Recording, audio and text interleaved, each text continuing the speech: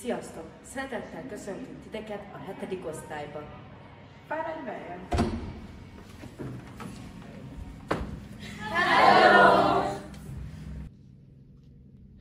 Vágyunk egy projektorra már, mert minden órán át kell menni egy másik terembe, és ezért elmegy a szünetünk. Második kívánságunk egyfogas, mert szeretnénk jobban otthon érezni magunkat, amiben kényelmesen elférnek a cuccaink.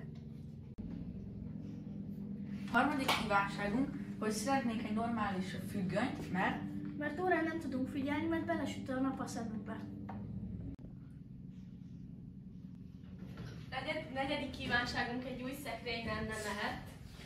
Mert hogy ennek a szekrénynek mindig leszakad az ajtója, bele van törve a kulcs, és nem férnek el normálisan a cuccaink. És még egy lapra tartó is nagyon jól jönne, ugyanis rendszeresen szanaszét vannak.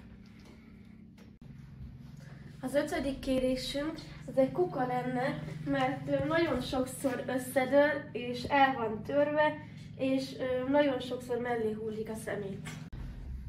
Ha sikerül a pályázat és megvalósul a kívánságaink, akkor sokkal boldogabbak leszünk. Miénk lesz a legmenőbb osztály? Sokkal otthonosabb lesz az osztályunk. Több helyünk lesz. Nem lesznek szanaszét a labdáink. Nem lesz kupi az osztályunkban. Ezek lettek volna hát a mi kívánságaink, bízunk a szerencsénkbe, búcsúzunk! Sziasztok!